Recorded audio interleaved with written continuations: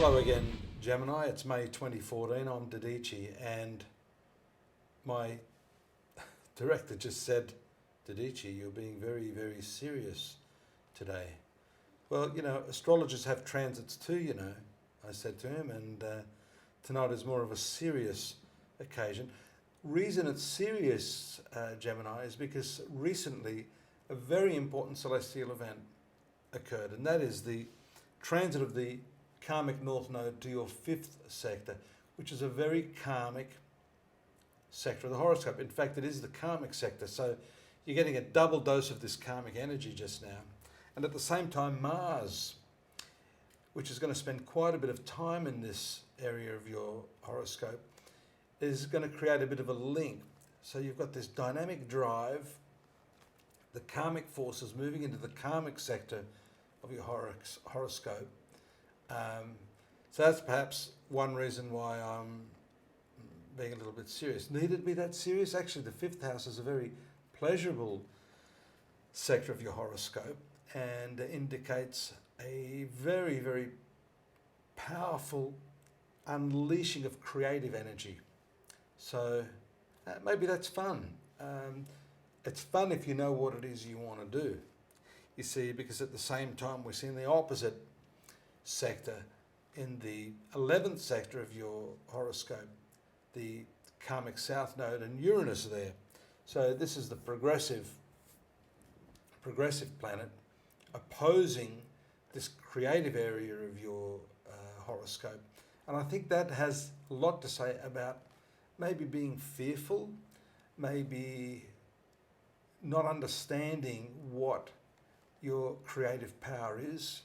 You have to sometimes dig deep. And for Gemini, especially in the first part of your life, it's not always that easy to get beneath the surface. There's so much happening in your mind. And yes, you can be somewhat creative in that area. But what I want you to do during this period, Gemini, is to delve a lot more deeply, to explore different things. That's what this karmic pattern is about. Apart from the fact that it relates to love affairs too. So if we shift slightly from that to the issue of love and romance, then this too could be a period for some of you where the karmic forces bring you in touch with your soulmate, take you away from the person you've been with. Dramatic change can take place. Take, for example, the hard aspect of Venus to Mars on the 11th. Very passionate aspect. That's one in particular.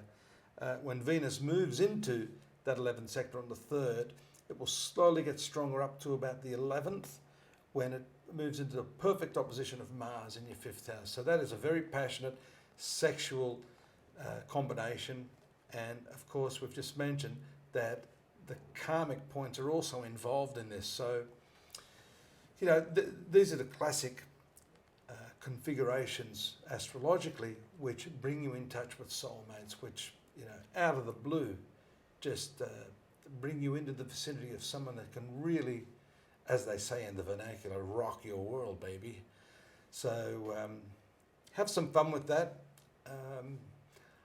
I don't think under the circumstances you may be able to control the situation around these energies. That can create a bit of fear. We always want to feel as if we're in control. This may be one of those times, Gemini, when you're not exactly in that much control. Look also on the 15th at the hard aspect of Venus to Pluto. That is obsession with love, obsession with sexuality, because we see Pluto there in the 8th house of sexuality. So I'm hedging my bets on the fact that all these energies are going to be focusing on this part of your life, this department of your existence. It's quite intense. You're wondering, well, what am I going to do with this? Well, I just keep saying, you can either cry or laugh in life. I think the latter is more preferable. There are some nice social aspects there too. We see around the 16th up to the 20th with Mercury in a sextile aspect to Venus. That's a lot of fun banter, discussions with friends. new engagements socially. Some of those may happen when you least expect it to. Invitations to parties. That's a fun-filled period for you. Mercury to Uranus, and then Venus in the 11th again in conjunction with Uranus. You may not just have one opportunity at a soulmate, but maybe two or three. There could be some of you finding it difficult to make choices at this time. And of course, Uranus is always involved with progressive sorts of behaviour, or should I say, behaviour that's not always acceptable to normal society or traditional way of thinking. The latter part of the month, we see some very nice aspects to the career sector. Jupiter from your finance sector, nice aspects to the 10th house, and also to Saturn in the 6th house.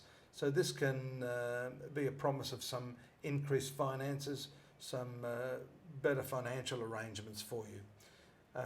Last few days of the month, there are some mixed aspects. Venus has been moving rather quickly during this month. It moves to the quieter part of the horoscope on the 29th, and that, I guess, would say something about the intensity of the previous aspects and time for you to maybe wind down a little bit as the month comes to a close. Well, that was intense, even just thinking about it.